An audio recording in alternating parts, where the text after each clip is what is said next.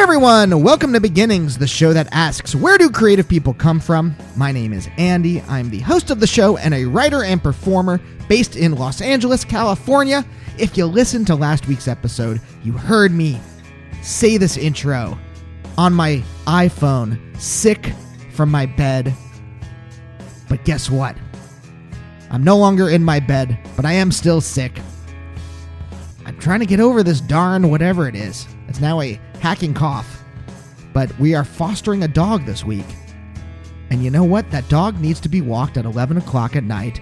And 11 o'clock at night, it's very cold here in Los Angeles. And if you're trying to get over some kind of sickness, walking around at 11 o'clock at night, running around with a sweet little puppy, is not what the doctor ordered.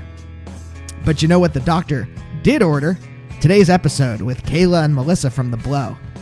This is wonderful. I've wanted to talk to them for a while. And if you don't know who Kayla and Melissa are, why don't I read you their bio right now? On today's episode, I talked to Kayla Marisic and Melissa Dine of the band The Blow. Originally from Queen Anne Hill, Seattle, Kayla is an artist, writer, and musician and has been part of the Olympia/K Records music scene for a long time.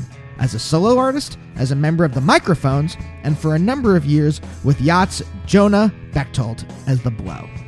However, since the mid-aughts, The Blow has been Kayla and artist-musician Melissa Dine. Melissa classically trained on the cello as a child and went on to study physics and fine arts at the College of Santa Fe, New Mexico. Since the band's inception, they've released 10 albums and EPs, and their latest Brand New Abyss was released in 2017. I cannot recommend it highly enough. I cannot recommend all of their albums highly enough. They're great. From ship to stern. What's the phrase? From port to the opposite of port on a ship. Hey, apparently being sick and not getting enough sleep because you have to watch over an excited puppy and keep it separated from the cats for an entire week turns your brain to mush. But I recorded this back in December when I was home in New York for the holidays. I went down to their place in Brooklyn. It was wonderful. I love this talk, and I'm glad you're going to hear it. But before that, for one moment, one thing. If you live in Los Angeles and you want to come see a great show, my dear Naomi and I do something called Couples Therapy. It's a podcast on how stuff works and a live show we do here at the Virgil. And on the show, we have stand-ups who are close do sets together about their relationship. The next one is going to be February 2nd at 8 p.m. at the Virgil. Garfunkel and Oates, Frangela, Kevin Avery, a bunch of cool people are going to be on the show. Don't miss out. I have a feeling it's going to sell out. If you want to get tickets, they're only $8 in advance. You can go to couplestherapypod.com and click on See Us Live. And if you don't live in Los Angeles, subscribe to the podcast and you'll be able to hear those sets in your ears. Also, if this is your first time listening to Beginnings, thank you for checking out the show. If you want to check out other episodes, you can do so. All of them are on beginnings.libsyn.com or Spotify. The last 100 should be on whatever your podcast app is. If you just want to go back, hey, we're almost at 400 episodes. If you just want to go back to the last 2 years, you can do that on your podcast app. I can suggest some episodes for you as well. If you're here because you like indie rock, because of The Blow, maybe I could suggest some other musicians you might like. Carl Newman from The New Pornographers has been on. Allison Crutchfield from Swearin'. Mitski has been on the show before. Rachel Brown of Field Mouse. Angel Daradorian of Dirty Projectors. Will Cullen Hart from Olivia Tremor Control. Mira, speaking of K Records, folks, Mira has been on the show.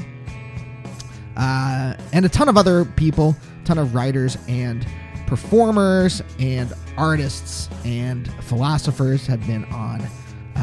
So you can check out all those episodes. If you want to subscribe, you can do it on Apple Podcasts, on Stitcher, on Google Play, on Spotify, and many other places.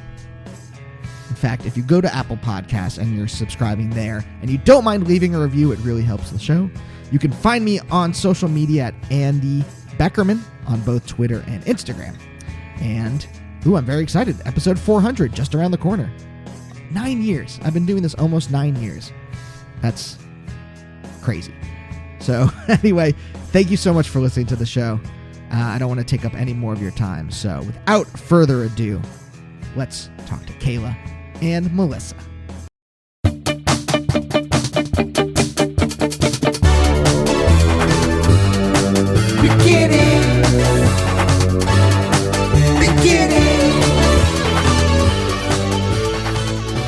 Do you want to say your names so people know your voices? Because I usually only have one person on at a time. I'm Melissa Dine. I'm Kayla Marisic.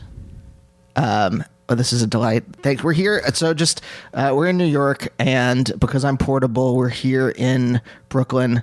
I won't say anything more. I won't pinpoint so people can pinpoint where you live. We live on the one street in Boerum Hill that is still kind of scraggly and scrappy because there's some social services, like housing places. So we really like that because it's not as bougie fancy. You're like on an edge, like a total edge. It's not just like this street even. We're right on the edge of downtown Brooklyn. Yeah. And so it's it's not, well, I don't know. Is it dangerous at all? No, I mean, no, most of Brooklyn and New York City is honestly pretty safe these days.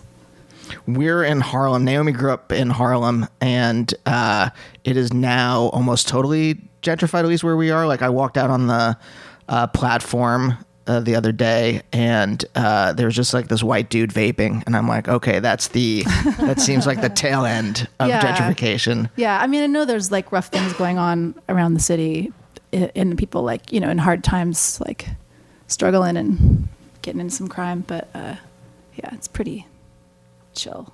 Okay, so the name of it, Queen Anne Hill. So you grew up in Queen Anne Hill, yes, Seattle, which is a neighborhood in Seattle? Yeah. Yep. And Melissa, you grew up you said Nebraska. That's right. What part of Nebraska? Lincoln, and right outside of Lincoln, Seward, both places. So, what are those places like?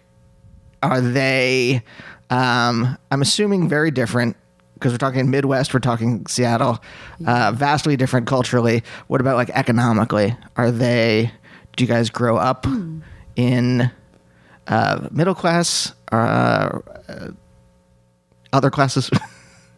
I think we both grew up kind of in the same class, middle class. We grew up middle class, both of us with parents who were the first of their family to go to college. Right. So we both came from parents who grew up quite poor, like in poverty, like, white, sort of semi-recent immigrant poverty. Like my mom didn't have hot water in her house, and maybe they didn't even have a toilet in their house. And my dad's parents were immigrants from Croatia in the 20s. So we both grew up in a really similar bracket where our parents were like striving, and because the 20th century was sort of this wealth elevator for white working class people, like anybody who was in the military got the GI Bill, and so got like benefits going to college and housing. So they both like ended up with a lot more money, the way that the whole plan was set up. I think both of our parents, our families, they both grew up in a certain place, and they tried really hard to get out of that place. Yeah. So that was our reality, is them getting out, What was the original place that they were striving to get out of? Well, in my family, they grew up on farms. They grew up in a really rural way in Nebraska. And, for a long time, that was like our family's land. But they wanted out so badly that they basically made us read, Joseph Campbell as soon as we could read. They were like, oh, you need to educate yourself. And they had to self-educate, because they grew up in a certain way, and they wanted more, Mm-hmm. All I'm imagining is like 1920s Dust Bowl. I don't know how. Oh, for real? For real. Well, your mom grew up in a really small Czech town that had a hard time going through the Depression, and then probably took a long time to recover.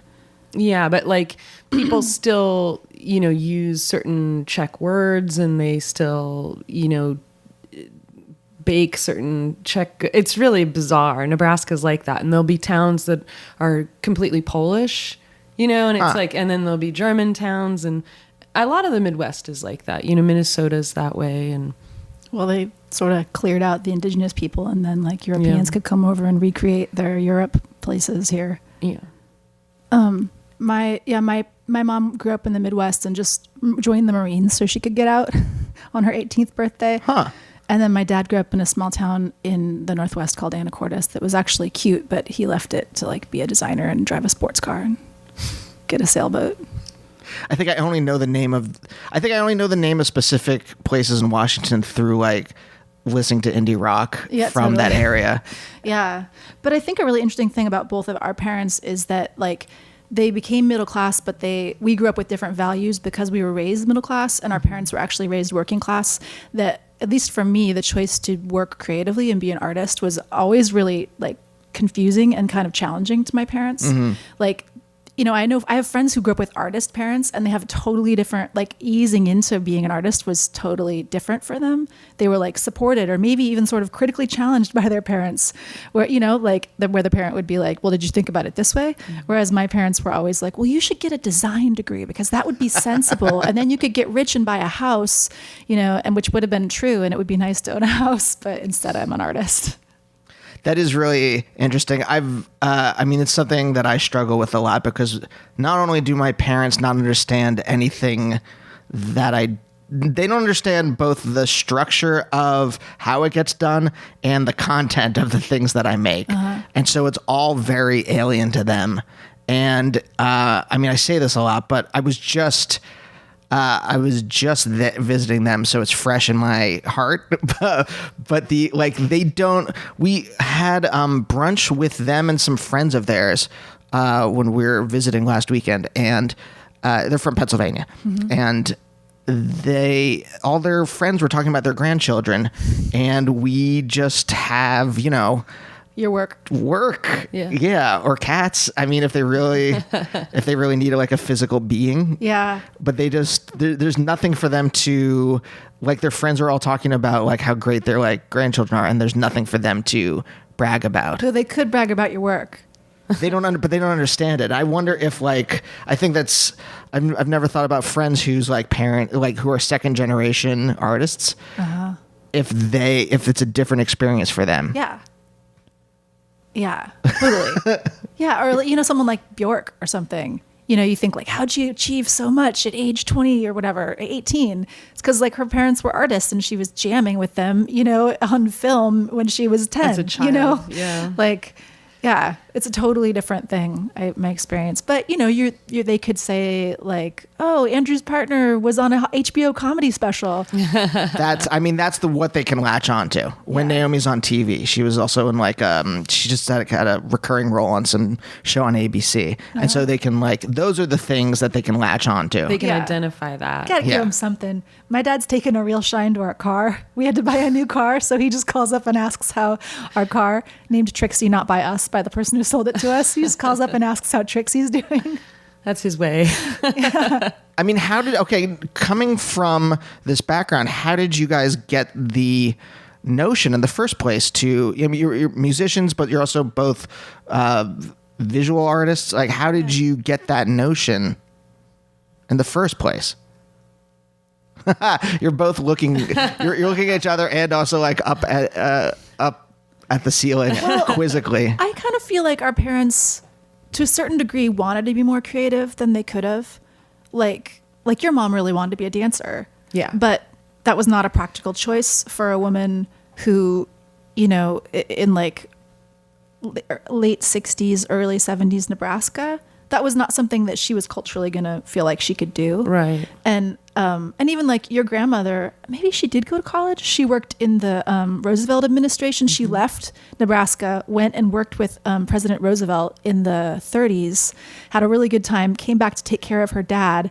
Her mom, when her mom was sick, and then this is Melissa's grandmother, like got pregnant and had to be married and stay in Nebraska. So I feel like we had generations of people before us, like my dad, was a creative guy. He's a industrial designer, but he didn't feel the freedom to be a artist. Actually, in fact, once I asked him what he would have liked to have done, and he said, "Oh, I would have liked to be a modern dancer."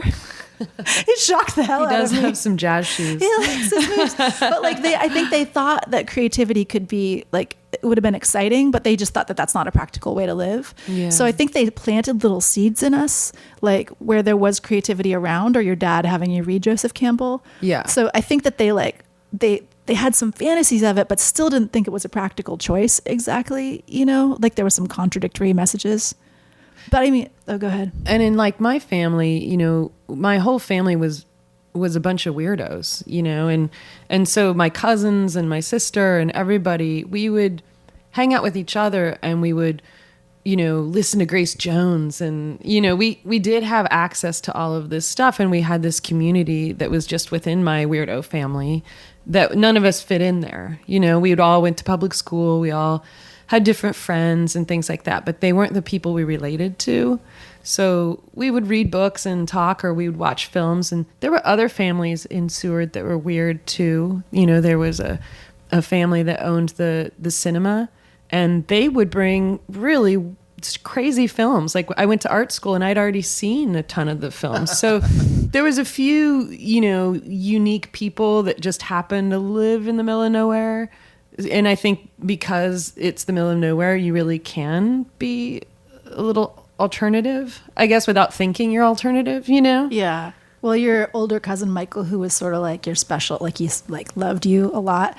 His high school graduation picture, he was gay in that tiny town in Nebraska, and his high school picture is like him with multiple swatches on his arm and leaning his hand on his chin, like, and like a sweater over his shoulder, maybe a couple of sweaters. So you had these people around who were creative people. I was the youngest, so a lot of people took me under their wing. Michael took his younger brother when his younger brother was 14 to see Laurie Anderson and changed his life forever. Wow. Which is just weird. It's like, well, how did you even know that? I still have no idea, but I was the youngest, and so I received all this information, from them. Yeah, even though their dad was just a doctor and their mom. Yeah. Our parents weren't necessarily, they did something, like they did. We were reading Joseph Campbell. We were talking about mythology. We were watching weird films together, but they're not people that were, it was really my cousins and the next generation that were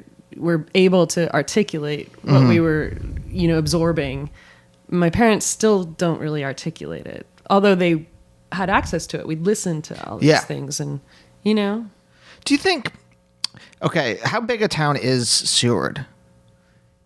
There's a college. How big is it? It's small. It's probably like 20,000 people, but there is a weird college that has like a weird white pyramid pagoda thing out in front of it that's maybe like a time capsule or something. I don't know. There's a time capsule. There's some weird stuff going on in that town, so.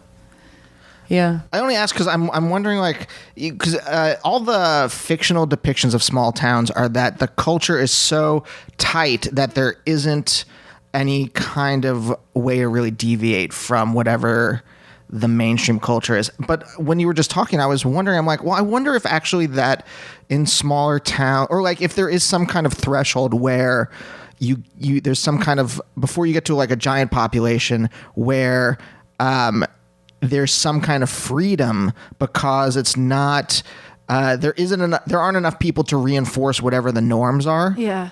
And so, like, in a real small town, maybe there's like a certain norm that gets reinforced just because everyone's looking at each other. But then maybe there's a certain population. Look, I'm just obviously there's probably some there's some sociologist that probably has written an actual paper on this, and I'm just armchair musing about it. But like, from your anecdotal point of view, growing up there, do you think there was any kind of measure of that?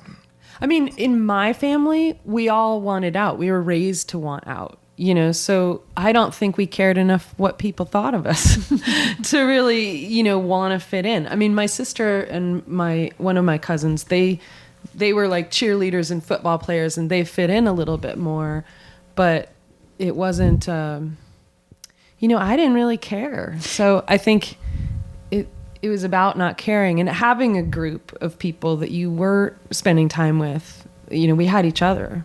Also, like, I will say, your dad was the town lawyer and your uncle was the town doctor. That's so true. Maybe in a certain way you kind of had a sense of authority of like, well, we get to be weird because we already checked our boxes of being. And like I said, there were enough. other weird families. and you didn't spend time with them, but you knew they were just as weird. They had like video discs, and they they were bringing in really strange films, and so something was happening there. I think still don't know why. But you grew up basically in a small town too. Well, the other thing I'll say is that it was before all the farms went down. Yeah. So that I think that there's a certain element of like economic comfort that allows for some strains of other kinds of thinking.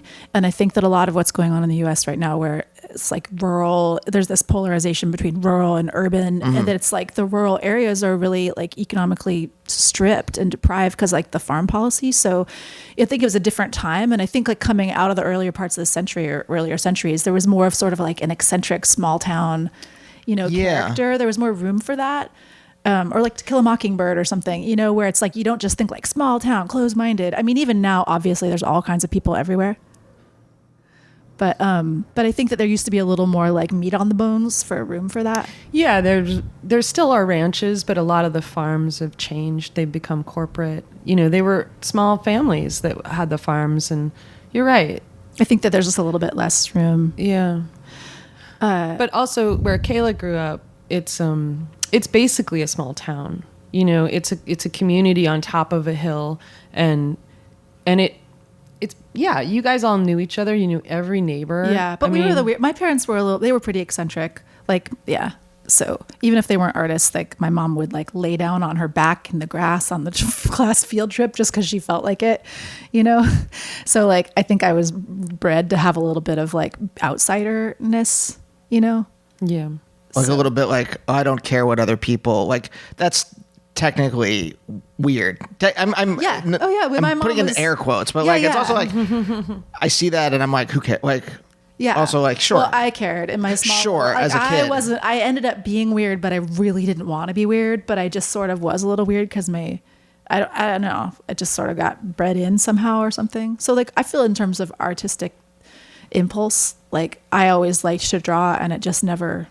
Like kids like to draw, but I just always kind of kept it up because I guess I was used to being weird, like the moment when everybody else stopped when you're like 12 or something. Well, when did you accept it? When did you, like, I was always a weird kid, and I don't know if I ever actually accepted it until I was an adult. Totally. And I didn't suppress it necessarily. Yeah. But I also sometimes you can't. Yeah. Well, I could. I absolutely couldn't. But I was also. There was some amount of shame. Yeah, there was a lot of shame. Totally. I mean, I really didn't fit in with my classmates, they didn't end up in like art careers. Mm-hmm. So, and I think that to a certain degree, I knew that I was going to go this weird road, and I ended up going to Evergreen State College in Olympia, which is this like interdisciplinary no grades school, and I could see it coming on the horizon, and I was like, no, I don't want to go there, I don't want to have to go there, no. But I was like, no, it's inevitable, I'm going to be the weirdo. It was like the hippie school. Was that the thing to you, like on the horizon of your future, that's like cementing your weirdness, like this is, if I do this, I'm tipping over into accepting. Yeah, weirdness. It was like the early 90s, and I was realizing that I was going to go to the Evergreen State College hippie interdisciplinary school, and B, that I was queer, and both those things, I was like, no, I don't want to be a lesbian. Like, I didn't realize that I would actually be happier, but I just like kicking and screaming the whole way. Yeah. I feel like you, Melissa, were way cooler about the whole thing. Like you never questioned that you were queer and it wasn't a problem. And you also knew you were a weirdo, but you wore it with style. Like you didn't need to be accepted by the people at your school. You just like wore your weird clothes and looked badass and, had a little. I was maybe raised to be weird. Stuff. Yeah. But I went from Nebraska to New Mexico to Santa Fe, and that was all about people being weird. It was kind of my Olympia, Kayla went to Olympia and I went to Santa Fe, and they both had these really strong artistic communities of people who really, I think, cultivate both of us to make that weirdness even more, stark. Yeah. Once we found role models. Yeah. Okay. Well, I mean, I have a ton of questions, but let's go with this then. Who were the role models that you found that were the kind of like North Stars of weirdness for you? Oh, yeah. We both got really lucky. Yeah. My cousin is it was in that band Beat Happening, Brett Lunsford. Mm-hmm. So I mean, I did have him early on actually as this kind of like this constant like tuning fork of like, oh, actually I feel most comfortable at my Aunt Fran's house where he lived. You know, it's like a little bit bohemian. And then I went to visit him and his wife once when I was 12, his wife Denise Crow. And they had like this artist, Stella Mars, made a calendar that was recipes and images from the Vietnam War. It was like 1990 or something, you know, it was like collaged. And I remember looking at it and just like trying to put those two concepts together and, you know, looking around. Then they sat me down and showed me Shonen Knife videos from this Japanese band from the 80s, this Japanese rock band. And I just, you know, I was like, okay, like this is a real possibility, like not ready for it, but like, you know, not ready to embrace it. But I see this as a reality that's possible. So I got really lucky. And then when I went to Olympia, Brett had lived there and knew like Calvin Johnson, who runs K Records, and this sort of community of people. So I think I was like, it wasn't like they were like took me in or anything, but I think they were like, oh yeah, that's Brett's cousin, and like ended up being. And Calvin was in Beat Happening. I didn't say that. Yeah, Calvin was in Beat Happening, and there was this whole music scene. So I think I had this sort of shoe into it. That was really lucky. Mm-hmm. I don't like trying to find universal. I don't know what word I'm looking for. I'm also very tired. Yeah. And so and that's the first thing. Let's all be there together. That's the first thing that goes when I'm tired. My vocabulary, Yeah, and all my brain does is throws words that are approximate into my consciousness, and then I have to do this game where I'm like, well, I don't mean this, but I mean this. But here's the bad version of the word, and maybe I'll find the right word. I don't like saying that there's universal qualities to it, certain, like being creative or something like that. But I do think having a scene is really important. Having a mentor or having someone to like kind of like guide you into like, hi, this is what you don't have to do what I've done, but here's the kind of things that I can introduce you to people. Yeah. So I think, and it's not a hard and fast rule, but I do think that those are general things that are important to doing this, or like finding your identity. I guess that's the real thing, finding your identity doing this. I guess lots of people can. I mean, I'm out in LA now, and I find you just have to have like a rich parent, and then you can, just go do it. And that it's. I found there's a lot of people like it's not necessarily like there's a yearning inside them to do something. It's that it's a fun way to be rich. And so that's so sad. Yeah, it is, because it's like, oh well, I've noticed that like people tend to be filtered. Sure, we'll go with that word. Into you go into politics if your parents are wealthy, finance, Hollywood, and there's one other maybe. I can't remember what it was, but it's those things, and I'm seeing that more and more in Los Angeles. And so I think if you're middle or working class, there is definitely it's definitely more about having these kinds of things, having a scene, and being accepted into that scene. I started playing music in Pittsburgh, and there's a scene there that's very welcoming. It's taught me a lot about how to be a creative person. Yeah. And also, like, you're in a scene that maybe their values it isn't necessarily like, oh yeah, you're going to become rich and famous from this, you should make it commercial. You know, that wasn't my scene. That wasn't Kayla's scene. There's certainly, that scene exists. It wasn't the scene that either of us fell into, you know? Yeah. It wasn't the guidance we were given. They were like, you might not ever make any money. And, you know, you might have successes and you'll have failures. Like, it won't be forever. Yeah. You know? Oh, so you have to keep going, and you have to find the resilience to do that. Otherwise, you're screwed and you won't do it anymore, you know? Yeah. I mean, I have friends who make amazing music and I don't think make a living off of it at this point still. And they've been doing it for a long time, but it doesn't change the fact that they're making really great art. Yeah. Well, fuck capitalism. Well, yeah. But I mean, if there is a theme of this show, it is that. It can be summed up in those two words. I mean, we have to find new ways. And, you know, people do find new ways and new moments. I mean, the rich people making art, that's very historical. You know, like the men who got in Europe who got accepted into the academies and therefore were able to be painters, you know. And then there's another moment where like something upsurges up and I mean, even if it's just a bunch of more other, like then there's the New York School, you know, it's still a bunch of white dudes, but they're like, you know, nursing one cup of coffee all night long in the Cedar Cafe. Like there's been moments when I've really like reassured myself with that, you know, and we've had no money at all and just been like, well, there was Jackson Pollock drinking one cup of coffee all night long so he could hang out and talk to people, you know, or I mean, all kinds of other amazing renegade movements of people who aren't like rich. There's lots of ways to go about it. Am I on the same topic that you guys were on since I walked out to get a cough drop?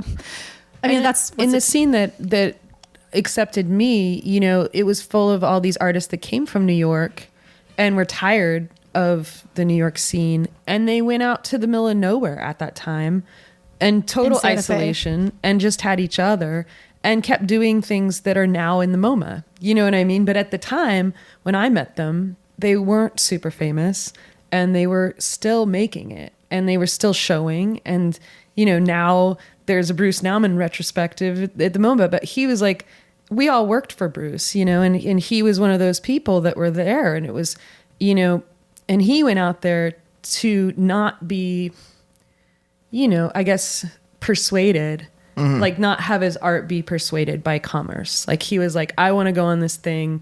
And so it was all these really strong-minded people, the Basilicas, the people who started the kitchen, you know, they're crazy. And they did all sorts of interesting projects with like free television. And once I was at their house and Stana was like, she played violin too. You know, we were all doing all sorts of different art forms and she played violin and she's like classically trained. And she's like, I wonder if I could make my violin make MIDI to, you know, control this backhoe. And she would sit there and do that. Like, that's what we would do, you know? And it's like, well, why would you do that?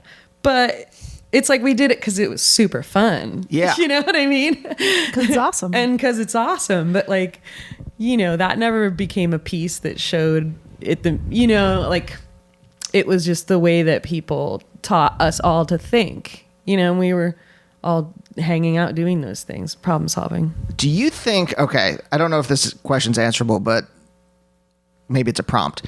Do you, and maybe you don't have, here's a parenthetical, maybe this is not you, but did that remind, that idea of like, oh, I'm going to try to see, oh, can this violin be a MIDI controller? I'm going to try to see if I can do that. And that's a project. And then you like kind of dedicate yourself to figuring that thing out.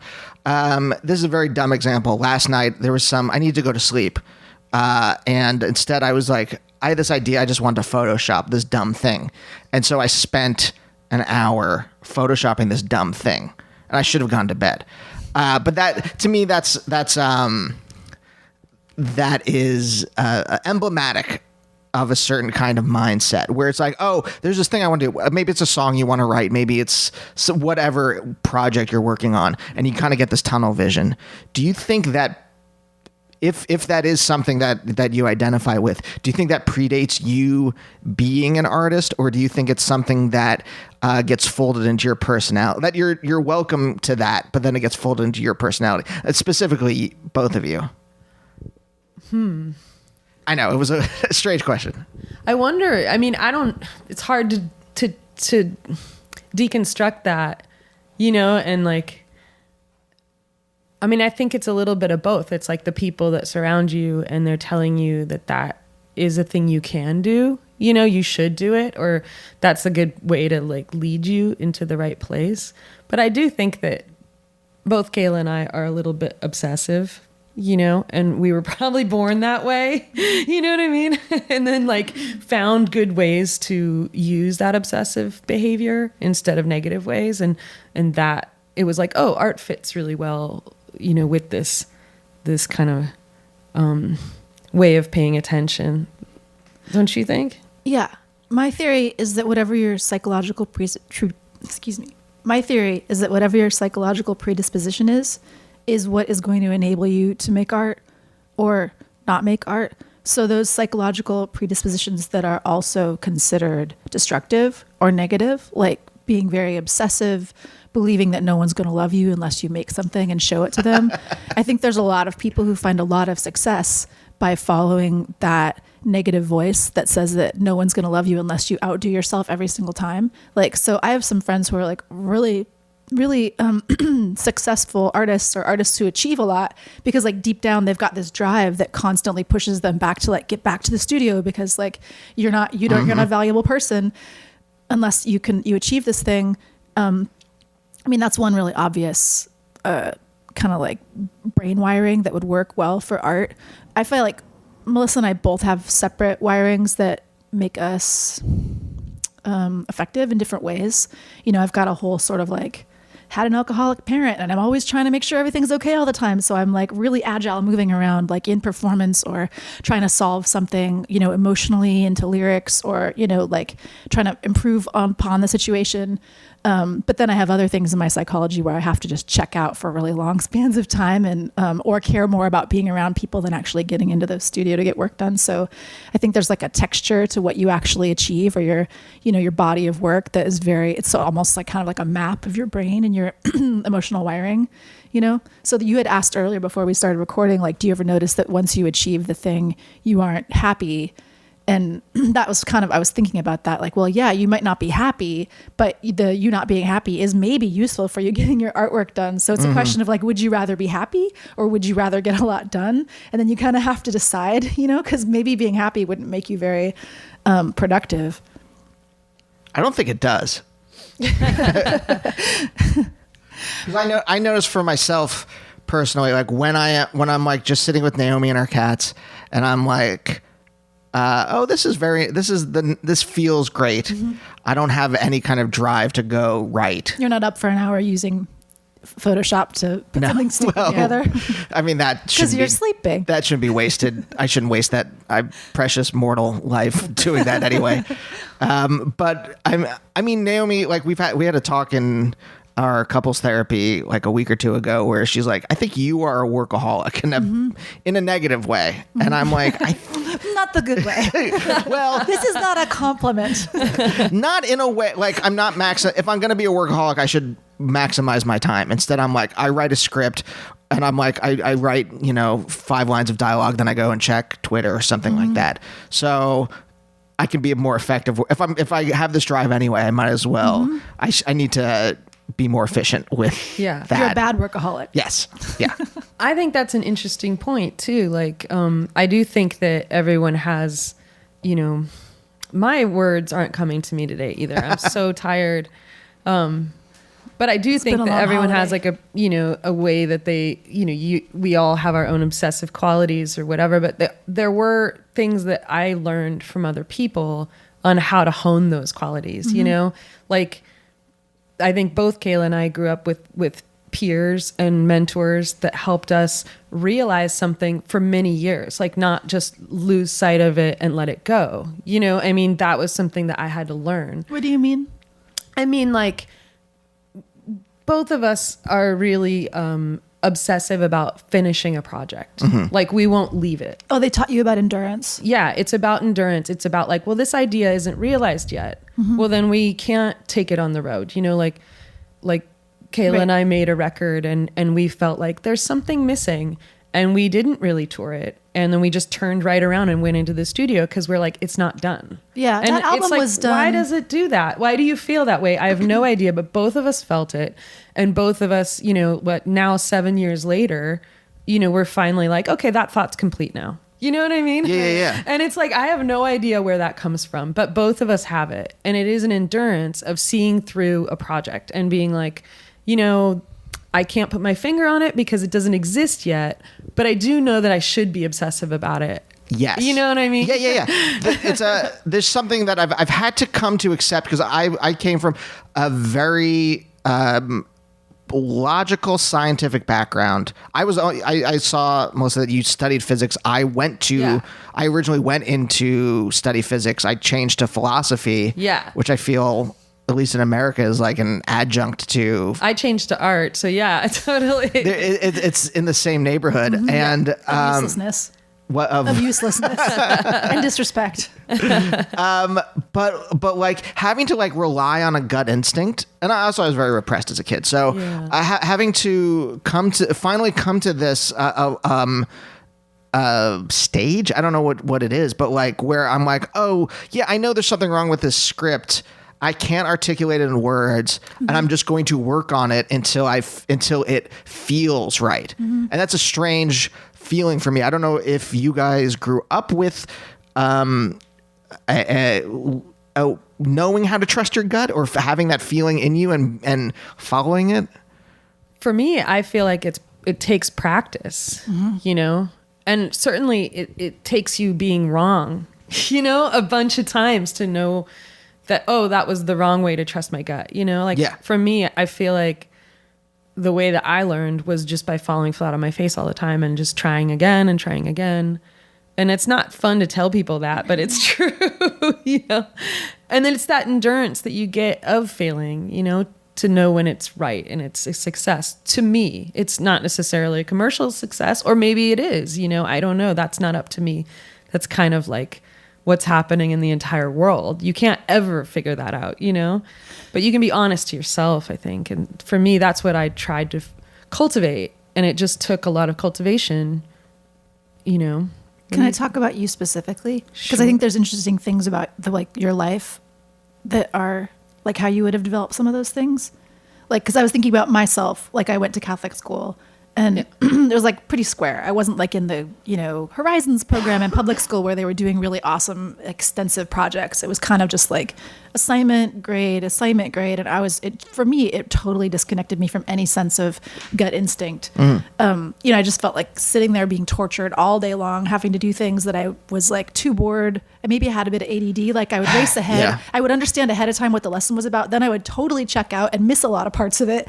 And then like race ahead again to finish it, you know? So I was like totally checked out. And actually like the act of being told to read something or told information, I just was so sick of it. And this might be about like family dynamics and stuff too, but that gut feeling was just absolutely disconnected to me. I was just like checked out all the time in school and just like a zombie. And I feel like a lot of the way that school happens makes that happen to you. Like you just do the assignment to sort of fill it in. It has nothing to do with feeling like, oh yeah, I was attached to this in a way that I felt like it was valuable to me. You know, you're just like, I see kids do that. You just like, I got to answer this essay question, some way to get it right, as opposed to like knowledge is valuable and thrilling, you know? Again, fuck capitalism. Yeah, totally. Yeah, and the way that they're teaching you to be workers and to be docile. Yeah, or it's the knowledge is instrumental. It's to make a profit in some way, and so there is no actual engaging with it on any kind of deeper level. No, and not trusting the young people to like. It's so complicated, but or it's not yet trusting people to be creative. But so that took me a long time to unwind through high school and out of it. And then your story is so interesting. Can I talk about because Melissa was in a really intense is sort of a understatement, car accident when she was about 15 and broke her spine. And then you had to like lay there and not go to school for a year and stare at the walls and like meditate your way out of pain and but I also was homeschooled, so that's when I got into science and knowing and caring, right? Didn't you get really good at school? Like you realized you were good at school when you'd never been good at school before. And I always think about like that huge moment in your work.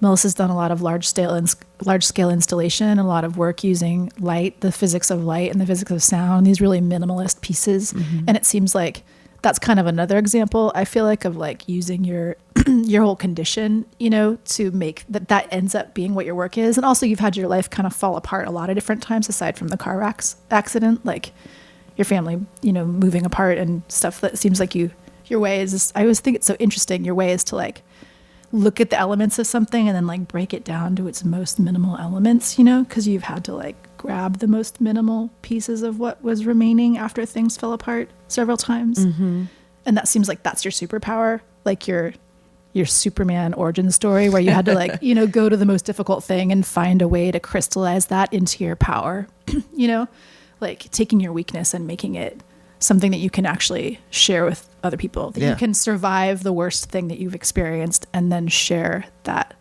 little germ of survival electricity, you know? Yeah. That strength. Do you think these moments when your life kind of radically shifted, do you think that also, was it, okay, I don't know, again, I don't know if this is answerable, but do you think it was a process of winnowing down certain things until you found these essential moments or these essential parts, or did it just radically shift who you were as a person? For me, it was like a radical shift. It was like a break, you know? Like your back Like a was not physical broken, break. and then suddenly your Yeah. spine was broken. But it was like everything changed, and it was like a different world for me. You know, Yeah. that was like it. And I think I needed it to be radical like that in order for it to really affect me. But it certainly did give me a lot of like, I'm very stubborn because of it, and driven, and it's like it kind of was like, oh, you have one life, go. You know what I mean? Like, let's do this instead Yeah. of messing around and, you know, staying with physics, or, you know what I mean? Like moving on and being like, I don't want to be in academia. Like that doesn't make me happy. But it is scary to walk towards something that is a little bit left defined, and it, you know, certainly isn't the best survival, you know, career. You know what I mean? Like it means you're going to struggle for the rest of your life. You know, I left grad school to do this stuff. So Totally. yes, Yeah. I 100% get where you're coming from. But it took, I asked that because I kind of think that there was, I never have gone through anything as catastrophic as having my spine broken, but I was thinking of this, like your personality, you know, these events can either be like a sieve, and your Yeah. personality like trickles through to what then whatever's left in the sieve is like the core of who you are, or it's like a vector that pushes you into a different path. Right.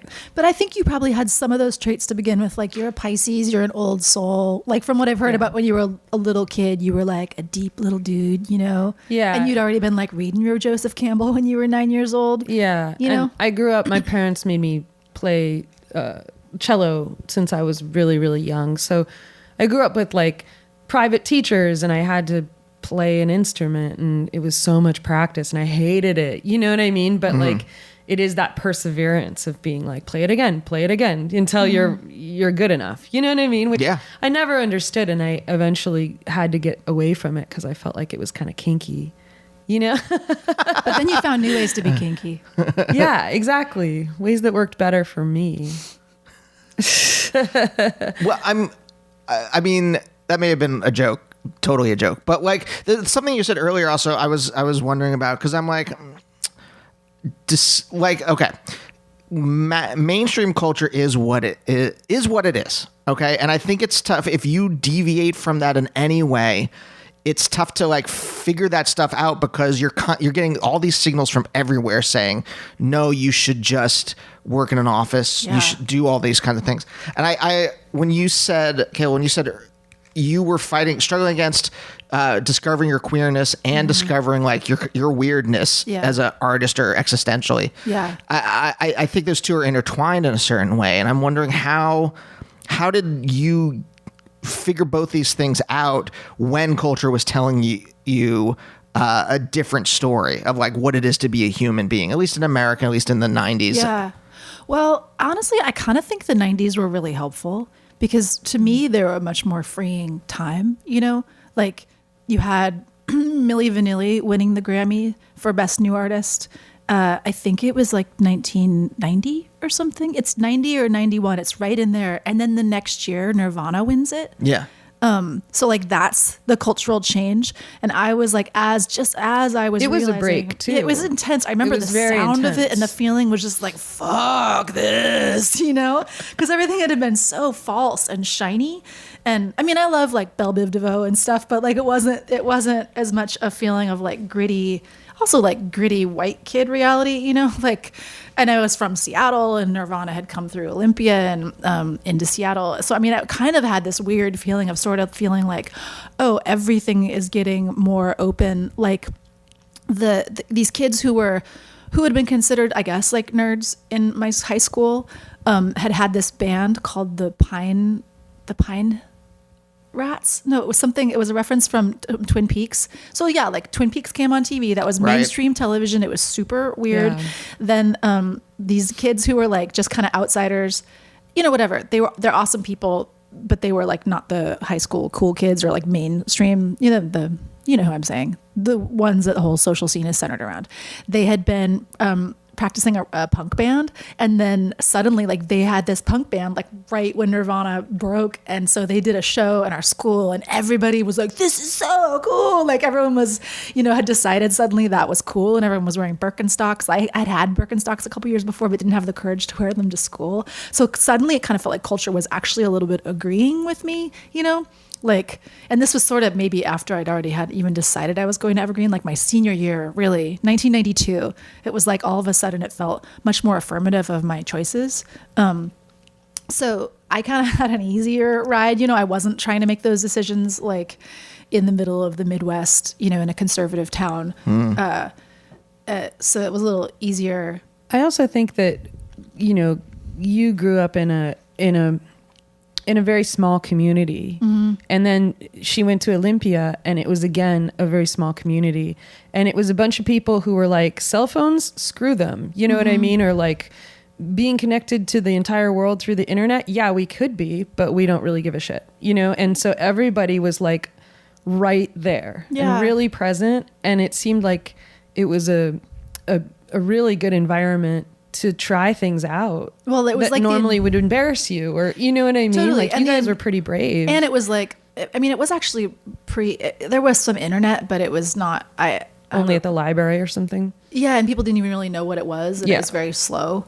But I just sort of ended up feeling like I took the risk, and there were some people in Seattle that I could run into, some bohemians. Like I met some random bohemians like at the Pike Place Market and stuff. And I just got lucky and I saw some like affirming figures on the horizon, and then I was actually an exchange student in Denmark for a year, which is like this whole other world of culture that probably just made me see the options, like, oh, there isn't just one way to do things. And then Denmark was really cool about queerness. They didn't care. At least my host parents didn't. And then I came to Olympia, and it was almost like everybody there really affirmed my values. Like they wanted to hang out and look at each other. Nobody had TV. They wanted to I think I needed eye contact. I think like growing up, I just didn't get enough eye contact from my parents and other people. So also Kayla's Danish parents that took her in. I mean, we spend time with them still, like I know them. Oh, and they were artists. They were artists and bohemians. And I think it changed Kayla's whole life. Like I really do think her parents, she has two sets, but they raised her in a way as much as her parents did because they were like you. I think she saw them and she was like, wait, you have the same values as I do, and you're artists too, and you have this house that's kind of set in this certain way. Totally. That, is your aesthetic. Well, it's freaking beautiful. Yeah. It's like what everybody, it's like Dwell Central or something. And they're like the quiet side of you. Yeah. But I guess I kind of feel like, I had a lot of support, and that kind of, I sort of feel like anybody I know who's like had a chance to share their voice creatively, like they definitely didn't do it alone. Like they got some like hands help pulling them up, Yeah. Like there was something where there was like, oh, there was that one person who was so nice to me, made me feel like I didn't want to die, Like I'm talking about someone specific, like, like I just really, and also, I really don't think that people creatively function alone. Yeah. And as I tell this whole account, I'm like, wow, I got so many different people telling me that I could do it, or affirming that I was valuable, or that creativity was a positive way to go ahead in my life. It's sometimes amazing to me. Again, I feel like there's something class-based about this stuff. Hell yes. Where you need, if you don't come from wealth, you need so much more support. You just need so much more maybe existential support to know that this is a thing, this is a way you can live. Well, there's so many ways we're talking about, like me as a middle-class kid, like not coming from wealth, in quotes, like, but I totally did, like my parents can help me, So like the choice for me to like take a creative risk is like, oh, well, worst case scenario, my parents help me out a little. And I don't mean like $5,000. I mean, they send me $300. Yeah. Or worst case scenario, I go home and live with them. So, then we're talking about working class, and it's like worst case scenario, there's nobody who can take me in. There's all these people who don't have the luxury of taking creative risks because they're like literally, have relatives who end up on the street because there's not enough resources, I also think that part of that is taught, like we were just talking about this the other night. Like I believe that we were taught that like, oh, if you want to be an artist, well, then you have to get whatever job you need to get in order to pay your rent to be that artist. And who cares what it is? You know what I mean? And everyone worked really hard and still does. And I think like, I know a lot of kids now that it's like, we didn't have that idea that this commercial success could happen. Like we weren't like, oh, I'm going to make a record. It's going to be a hit record. I'm going to be rich and famous. I'm going to be on Jimmy Fallon. It's going to be awesome. Or even you know, that I'm like gonna that pay didn't my- exist. Right. So we were taught like, oh, you're going to have all of these weird shit jobs and you're going to make this art and, you know, maybe 25 people will come. You know what I mean? And that would be a successful thing. And you're going to keep doing it out of some other need to do it. And, you know, that did translate into somewhat success, but it doesn't always. You know, for us, we're very fortunate. You know, I don't think every artist is that fortunate, but a lot of it is just like it happened to be the right place and the right time. But we weren't taught that, you know, and then I'm around some other people and I'm like, I don't know how to erase this from your head, but that's not what it can be about. Like, that's not going to make a hit record. That's not going to make a good piece of art, you know? And then there's this sense of entitlement. Like, I'm an artist. It should be successful and it should be financially viable. And I'm just like, it's never been like throughout all history, financially viable for artists, you know? Right. A few Like, people get lucky. Rauschenberg sells his painting for $100,000 and then like it went around in Sotheby's and got sold for millions and he was pissed and he didn't have, you know, royalties coming to him from that. You know what I mean? And it's like, that's the reality of our people, you know, like the people you're walking into and that decision you're making to be that kind of, to be in that culture, to be a bohemian. It's like, that's the reality. It's not like, oh, I'm going to get signed to, you know, Atlantic Records and then like, you know what I mean? Or whatever. I don't even know if they're still around, but Well, I think what's confusing is when art like crosses paths with industry. Like obviously in LA, that's a very present voice. Yeah. And that you're making a screenplay, which is art, but then also there's like producers with billions of dollars throwing their money around, or the art world, which is basically just like a tax haven for wealth criminals, you know? Like it's literally the Russian mafia finding places to shelter their money. So, and the music industry is in some ways more egalitarian, but also in some ways more just like ridiculous. So like, I mean, we're broke, you know, honestly. Like, and I just try to, you have to like put your mind like, what am I doing? Why am I doing this? You know, like, but because it's important really confusing to say that, you know, like if we are broke, it's because we made a decision. Like, we invested in a project. it's not because you can't make a pop record. It's because, oh, I really feel like we want to make an experimental record this time. Oh, it won't sell like a pop record, but we're not going to pay attention to those things that sell. We're going to make this other thing because that's what we're feeling right now. Yeah. But that's a choice. You Yeah. know what I mean? Well, that's what I mean. We And like it's like- invested in a whole. Yeah. Like okay, new this way is of going to be a hard ride, making but we're sound. going to make something that doesn't sound like anything else. Yeah. You know what I mean? And Totally. Because going out to LA was this kind of like, I had to shift my brain a little bit. And I'm like, oh, I remember I had a spec script a while ago. And then my agent was like, hey, could you write something? She said this in a friendly way, but could you write something normal so that I can get you staffed on a show instead of this like weird thing you've written, which is good. And it shows who you are. Like it has your voice, but it's also strange. Right. Yeah. And I don't know if it's going to get you staffed on most shows. yeah. Right.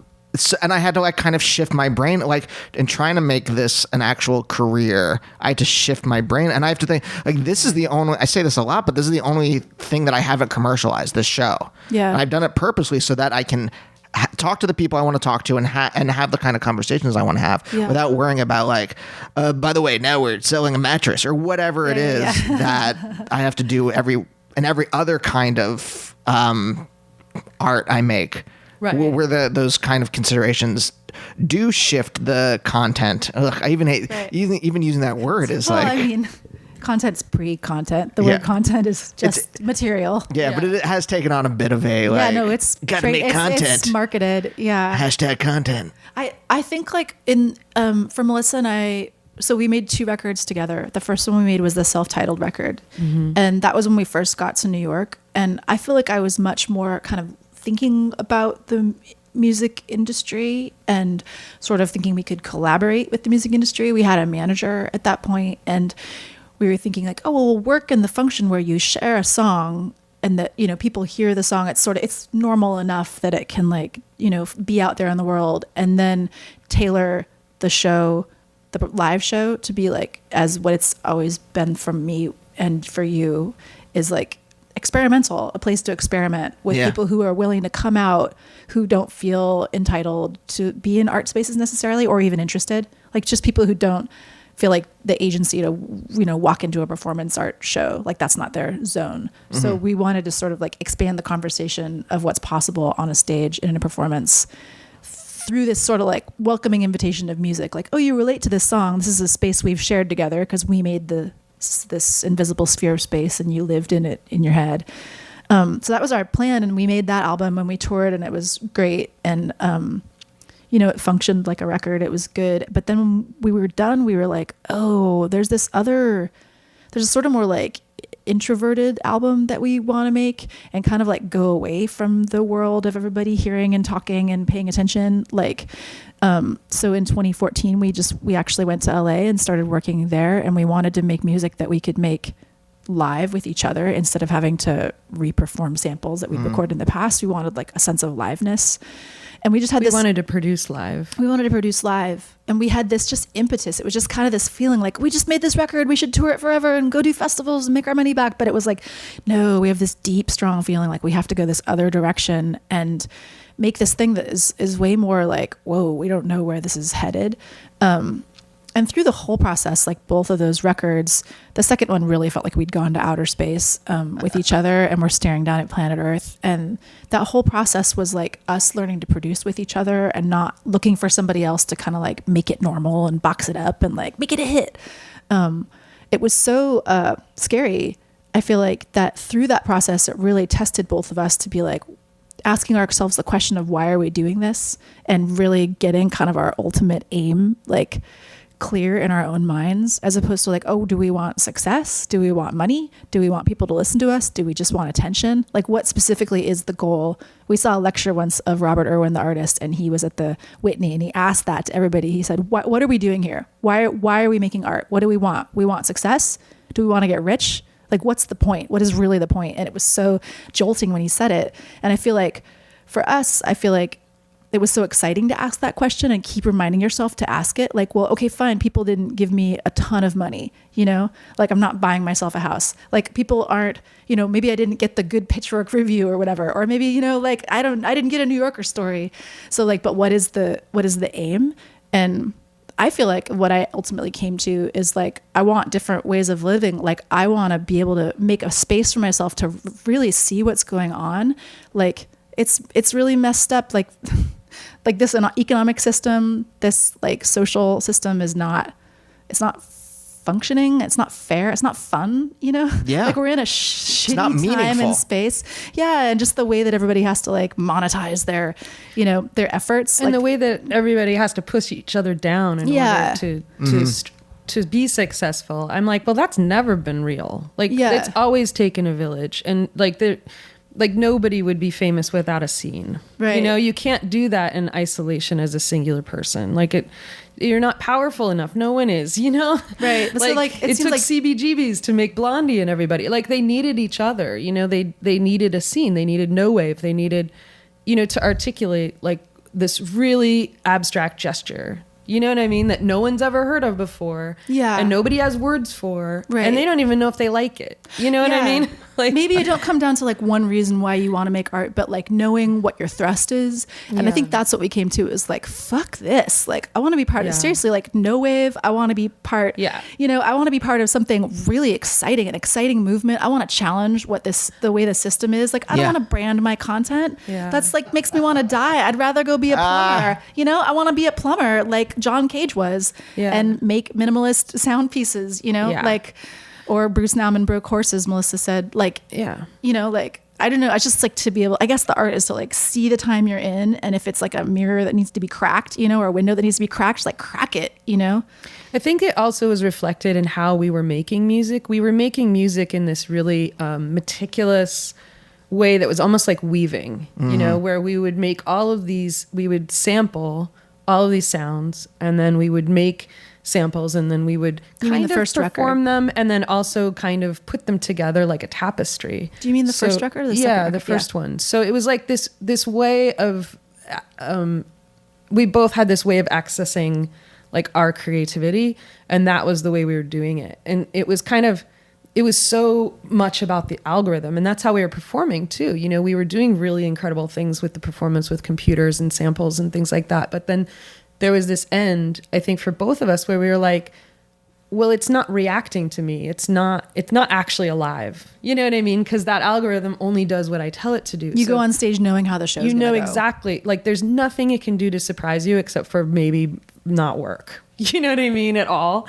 And that, you know, that's technology. And I think both of us felt that way about the performance, and it was about this, you know, I guess the world right then felt kind of sickly like that.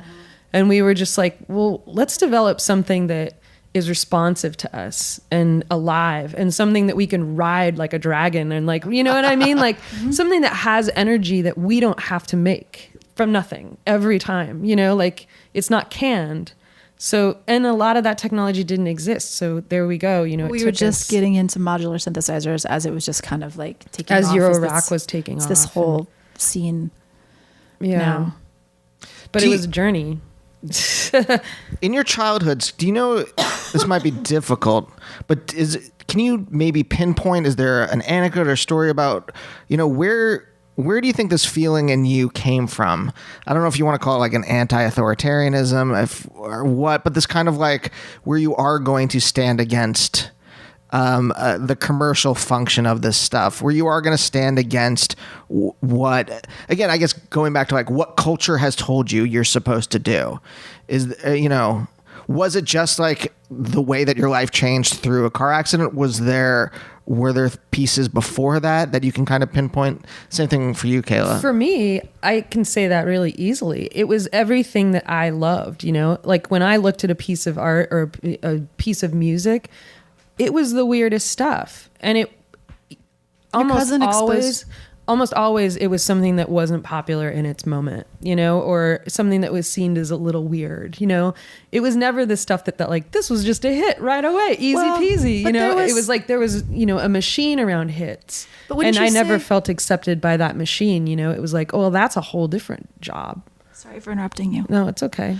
But I would say through the 80s, there were things that wove through like the culture, and there always are, that were subversive. Like Grace Jones, I think, was a huge beacon for you.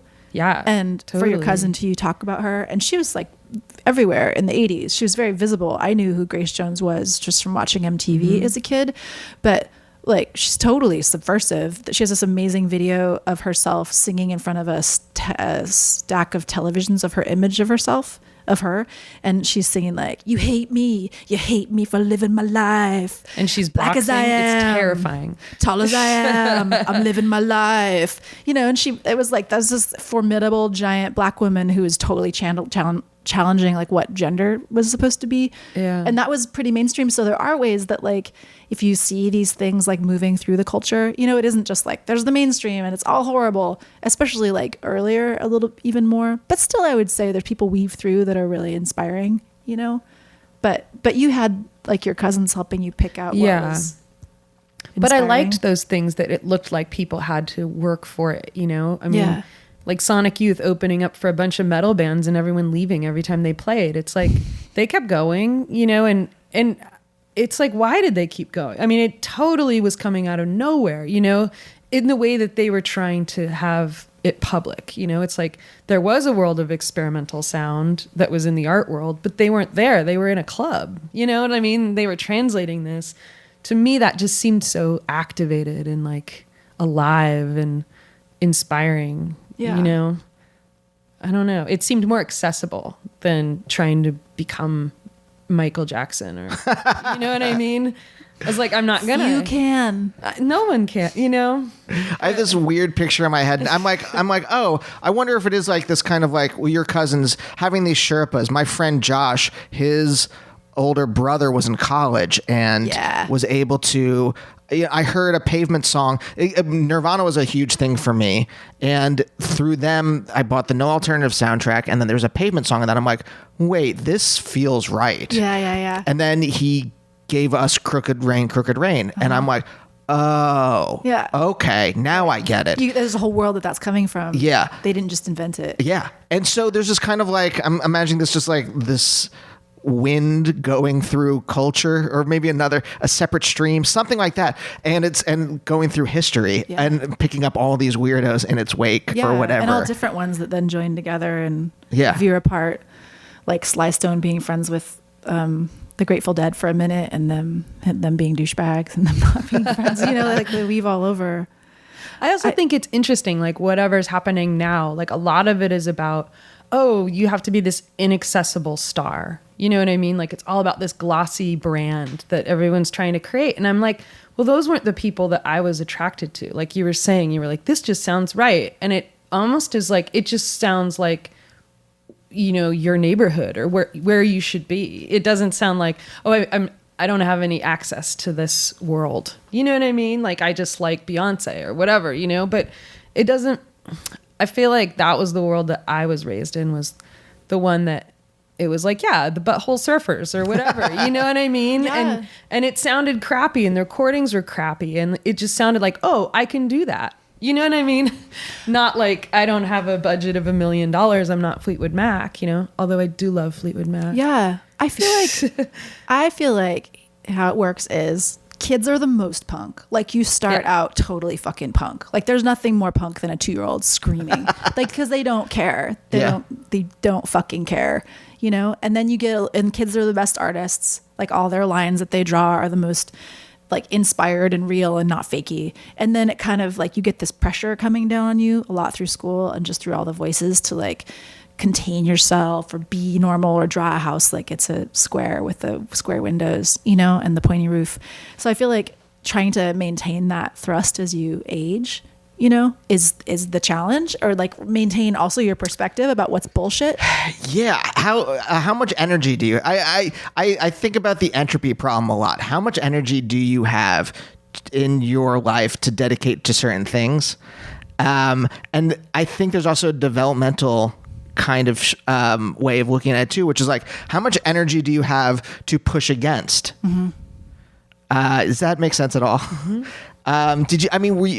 I wonder if there are like the most quote unquote the most successful people, you always hear like we don't sleep at all and we have the most energy. I wonder how much of that is energy to push against, oh, well, you're supposed to draw a house like this. And it's like, well, I don't want to draw a house like that. Mm-hmm. How much energy do you have to keep pushing against that stuff until you can find your identity? I feel right. I feel like it's a question of energy and also perspective, like that perspective where you're like, well, that's lame. Like I feel like the kids who like get through it, it's partly they have the fight, but also they're like, well, that just seems lame to me. Like you seem like you had that really clear. Like, I really want to say this anecdote about Rock and Roll Pee My Pants. Can I? It's about kids that when Yo-Yo Go-Go happened one year in 1998 in Olympia, these two kids that were children of my friends, one was 3 and one was 4. And we just heard them walking around behind us saying, one would say, rock and roll. And the other would say, pee my pants. Like they made that up. That was out of their brains. So then we had a little mini festival for 2 days called Rock and Roll Pee My Pants. Like we had to take it from the kids because they were still cool. And we were like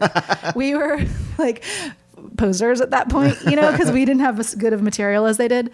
But aside from my anecdote that I really wanted to tell, I just feel like it's a matter of like maintaining your perspective. Like someone like David Bowie, for example, like he totally was fully mainstream and totally kept his perspective and wasn't a douchebag and like kept it going. Maybe at certain moments he was a little bit douchey, some people would say, if they didn't like the new thing that he was compared to the old thing. But like, it's like he managed to like get up into that crazy sort of mainstream windshield over the world, the firmament, and then like keep his perspective, and not be lame or fakey. Like he took up being like, no, that seems lame. I'm going to be like legit. And so like, who knows what gave him the fortitude, like certainly energy, probably like people who were in his circle who gave him some inspiration, like timing. But you know what I mean? Like, I feel like it's a matter of just being like, no, douchey, like wiping it out of your eyes sort of, and not getting indoctrinated, I guess. I think it's true. Like, and part of me thinks it's like, well, that is his journey, like that's what he was made for. And he was probably emotionally uniquely built just to be able to survive that. Totally. And I feel like, for me, I'm not doing what I do to be an asshole. It's like, it just is what feels correct for me. You know what I mean? And it's like, damn it, I'm going to have to be a weirdo. You know what I mean? Like, that's just my role, you know, just as like it was Michael Jackson's role to, you know, break into a, you know, white MTV market like that. He was uniquely suited for that. You know what I mean? And I think we're all, it's like finding that in yourself and being like, okay, there's my story. That's what I have to do. And whether I like it or not, it's going to be my story, you know? Yeah. Well, how were you able to break out of physics? Okay. So you're on this academic path. How do you break out of that to accept this? Well, you saw Lucy Lepard speak. I saw Lucy Lepard speak in New Mexico. I went to New Mexico, and then I saw Lucy Lepard speak, and then she just blew my mind. Do you know who she is? No. She's an art critic, but I would even call her, she calls herself a journalist, you know? She's not in academia. She's the writer, and she writes about art and places. She was really a big part of the New York art scene, and she kind of was the first person to write about conceptual art and minimalism. She literally wrote the book on conceptual art. She did. She wrote the book. But also, it's called Conceptual Art. Also, she's really creative in her way of writing. You know what I mean? So it's like, here's this person that's considering themselves a journalist, but they're actually like a performance artist. Like, they're actually like, the way they're thinking about it, you know, is so beyond, like, it just blew my mind. And I saw her talk about, she was doing all this research on Duchamp, and I don't even know if she finished the book or whatever, but it was like this performance art piece to watch her communicate. And it just, I was like, oh, there's more than one way to do it. You know what I mean? Like, here's this person, I love their writing, and she's, you know, a performer. She's not a writer, you know? And then I was like, you know, my mind blew. And then I was like, I don't have to be one thing. You know what I mean? Like, what if you know, take, like, physics is really philosophy, you know, and it really is like about wonderment, and it's interesting, and all of the sciences, you know, I love acoustics. It's like, it's just a physical thing, and we're all playing with it. If we're playing music, you know, we're playing with how that makes you feel, you know, and that's a physical feeling because it's a physical waveform. So for me, it was just like, put it all together because that's the way it makes sense, you know? And she really helped me see that, because I was like, some people call you a, you know, critic, some people call you a journalist, like, who are you? And you know, you're writing about monolithic architecture and how it's similar to, you know, minimalist sculpture. Like, who writes that book? You know what I mean? Like, and that's what she does. Like, she does whatever she wants, you know? And then seeing her perform, it was like, I don't even know what you just did. Yeah. You know? And it was the most entertaining thing I've ever seen. It was like us seeing Grace Jones live, where I was just like, nobody can perform like you. Like, you don't give any shits. Well, you know what I mean? like, you give no shits about what people think you should be or do. It seems like it's that magic of trying to find the thing that is really your way, you know? Yeah. Going back to like what your special proclivities are and your abilities and your interests, you know? And like letting them merge into something that isn't necessarily a career. Like at Evergreen State College is where Matt Groening went. Like, and he, you know, so it's like, oh, right, you went to this weird school and you made cartoons that were for adults, which is not what someone would have thought was like a really wise career choice. You know, if you'd said that to your parents, that's what you're going to do. So it's like having the, I don't know, I guess role models to believe that you can come up with some weird new way of doing something, and it's going to be at least like rewarding to yourself and valuable, whether or not it's like recognized by the mainstream.